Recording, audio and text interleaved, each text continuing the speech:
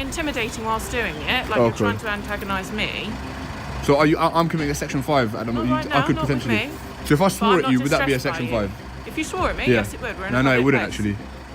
No, police cannot be subject to section 5 public order. No, there's actually a case law precedent, Harvey versus DPP.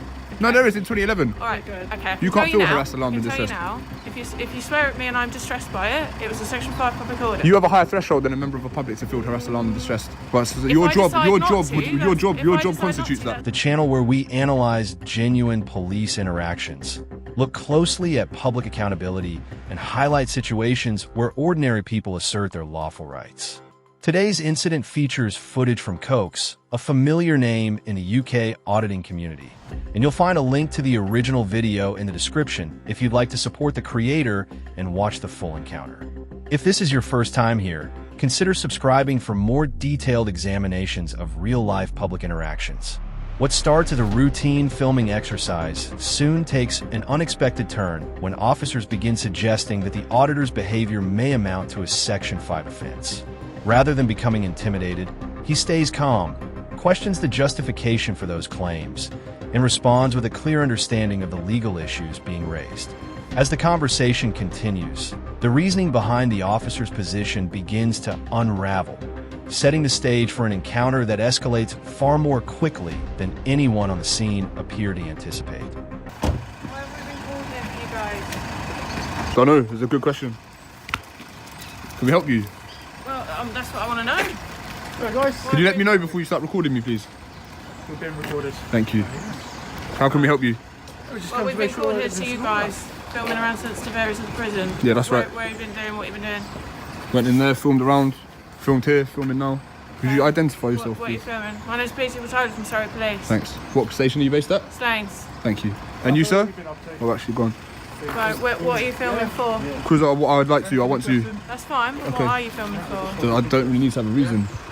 I'm just asking you. Yeah, no, I'm not Why trying to are be you rude. being confrontational with I'm me? not. I don't have to answer your questions though.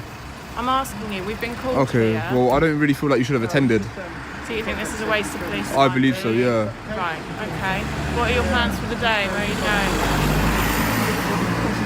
Just gonna film. Why do you want to film around the prison? This is just a hobby of mine. Why is it? What sort of what hobby? I've got a sad life, and I wanted to come and film here. Right. Okay. Happy with that? Well, not particularly. So how do you because proceed? we've Do you feel like any offences have been committed?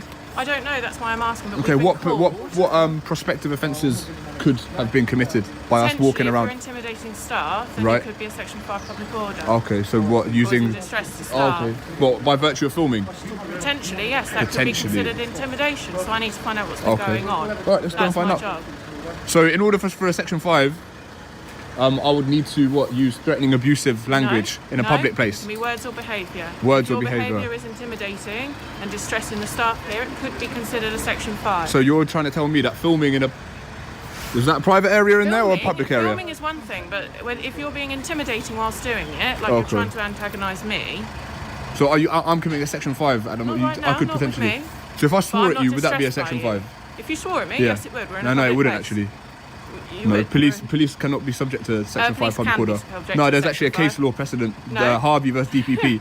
No, there is in 2011. All right, okay. You can't feel harassed, alarmed, and I can distressed. tell you now, if you swear at me and I'm distressed by it, it was a Section 5 public order. You have a higher threshold than a member of the public to feel harassed, alarmed, and distressed. But If I decide not to, your if I job decide constitutes not to, that. That's fine. But if So you're telling me if I feel swear now, distressed, I'll be nicked for Section 5. you could be. So if I told you F off, I'll be nicked. You could be, yes. I couldn't And be. lawfully, you could be arrested. Yes, you could. I don't believe so. I don't feel like police you can. can- you No, can if there were disagree with other me. members of You the can public in the disagree with material You can disagree basis. with me, but that's the look. Okay. The conversation at that point revealed the central issue driving the entire encounter. Rather than dealing solely with a complaint about someone recording in public, the officer appeared to be exploring whether the situation could be framed as a Section 5 public order offense, even raising the prospect of an arrest based on language the auditor had allegedly used while continuing to look for a legal justification to take matters further. Throughout the exchange, the auditor refused to become flustered. He stayed measured, kept returning to the legal test that actually needed to be satisfied, and focused on the facts instead of speculation. What made the discussion particularly significant was his refusal to accept broad assertions at face value. Instead of allowing the conversation to drift into hypothetical scenarios, he asked clear, direct questions about the legal foundation for the officer's position and repeatedly pointed out the difference between proven circumstances and assumptions about what might happen.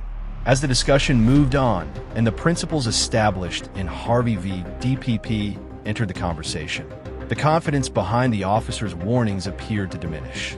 It became a strong illustration of how remaining calm, understanding the law being relied upon, and asking precise questions can expose uncertainty when authority cannot clearly justify its position.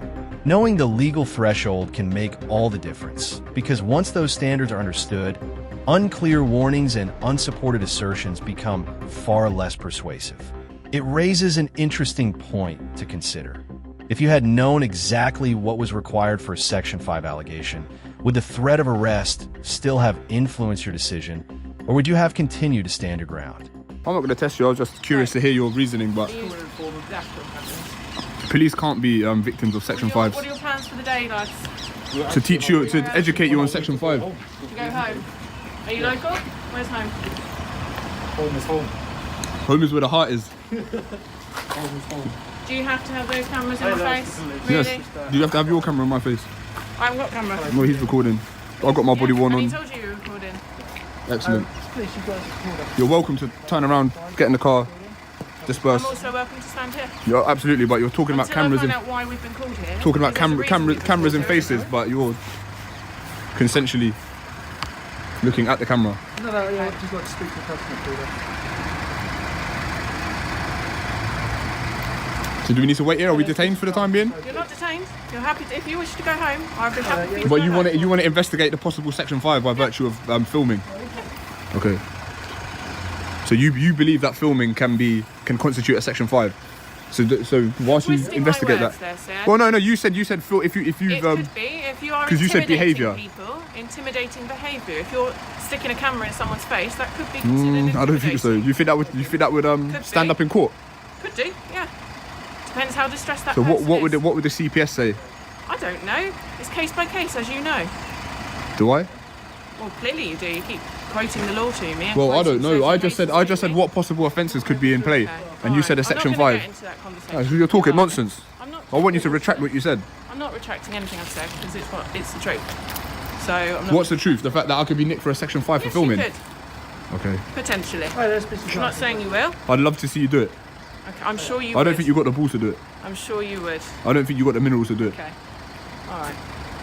Well, let's find out if you committed any offences or not, shall we? No, we will find out. Don't worry.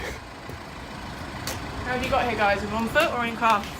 Yeah, Cycle. we're just with them now. Cycled. Right. Where have you put your bike? Don't be nosy. I can be nosy. I'm asking questions. No, it's none of your business. Well, it possibly is my business, depending on what's going on here. Okay. Because I don't get called to nothing, sir. Well, I'm telling you, you There's have a lot been. of false claims and false police calls that get Maybe. made every day. Maybe. Section 5 by virtue of filming. Yeah. That's a new one. I ain't heard that one before. That's very It's interesting. not the filming, sir, as I discussed before. It's if whether you've intimidated All right. somebody or not.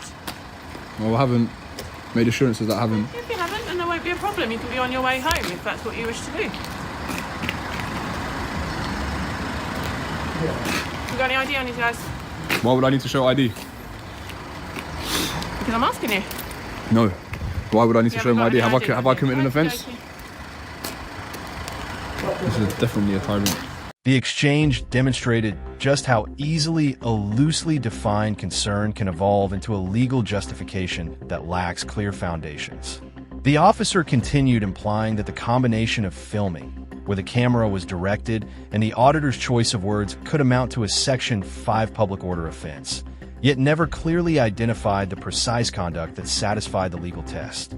In contrast, the auditor remained composed, consistently steering the discussion back to the relevant legal criteria and asking exactly what facts supported the officer's position. What made this part of the encounter particularly revealing was his refusal to accept broad interpretations without explanation. Whenever the conversation shifted towards hypothetical possibilities, he narrowed the focus again, asking how the established elements of the offense were actually being met in the circumstances unfolding before them. As those questions became more detailed, the uncertainty surrounding the officer's reasoning became increasingly difficult to overlook. Encounters like this show how quickly the dynamic changes when authority moves away from explaining what has already occurred and begins relying on what could potentially happen instead. By staying informed and responding with measured, well-directed questions, the auditor prevented vague assertions from going unchallenged. Once the Section 5 allegation was examined against the facts rather than assumptions, the warning appeared to lose much of its force. Understanding the genuine legal threshold makes it far easier to recognize when a claim needs proper justification instead of simple acceptance. Staying calm, knowing your rights, and asking officers to clearly explain the powers they are relying on can completely change the direction of an encounter. If you had been in that position, would the mention of Section 5 alone have persuaded you to leave, or would you have asked the same detailed questions before accepting the warning? Miss, the people that you're looking for are in the reception. We can go there together if you like, and we can investigate it. No, sir, there's no need for that. Why not? I'm speaking to my sergeant, not to them. Is that your sergeant there? No. Okay, well, the alleged victims of the Section 5 that you mentioned Yes, I know. are in there. I know. Excuse me. Sorry. Thank you. So you don't wish to investigate this alleged offence? I am investigating this alleged offence. But the victims are in there? I know, we have phone numbers. Okay. Don't wish to go in there? I mean, we can go in there, I can give my account, they can give their account, and then we can see if there are any Section 5s or not. Oh, yes.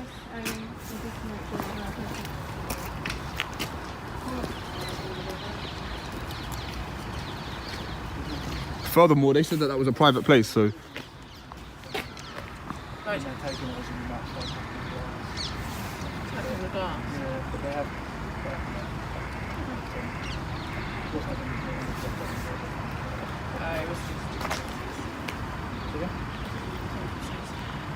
Where's your friend gone? He's left me. He's left you. He said he's got better. He said he's got better. better. He said he's got better. Yeah, literally. He said he's got better things to be doing at this time. He said he's got better.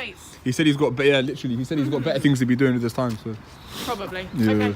What are your plans then? stay here, film a bit longer, try not to commit any Section 5s, and then go home. Okay. All right. Keeping it legal, man. Yeah. All right. Okie dokie. All right. Thanks for your time. Goodbye. Goodbye.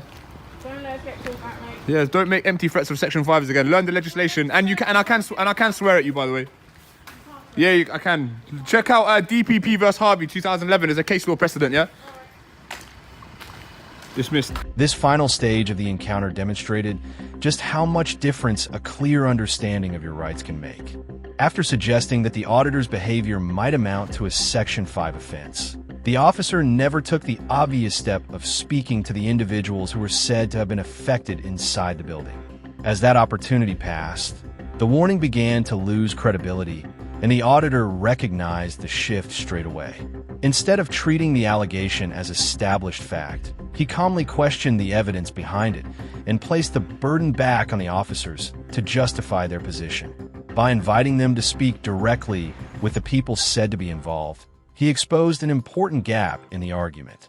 If a genuine complaint existed, there was an immediate and practical way to confirm it. When that avenue was left unexplored, the officer's position appeared increasingly difficult to sustain. The exchange became a strong reminder that remaining composed and focusing on verifiable facts can significantly alter the course of an interaction. While the auditor continued asking for clear justification, the officers were left relying on an allegation that seemed to weaken the more closely it was examined. Situations like this illustrate why legal awareness matters. When authority is supported by clear evidence and properly explained powers, the discussion is straightforward. But when it depends on assumptions or possibilities, informed questioning can quickly expose those weaknesses. Knowing the legal threshold behind a Section 5 allegation allows someone to distinguish between a well-founded warning and one that still requires proper justification. What do you think? If you had been in the auditor's position, would you have accepted the warning and left, or would you have asked for the alleged complaint to be verified before taking it at face value? Let us know your thoughts in the comments. If you enjoy detailed breakdowns of real police encounter,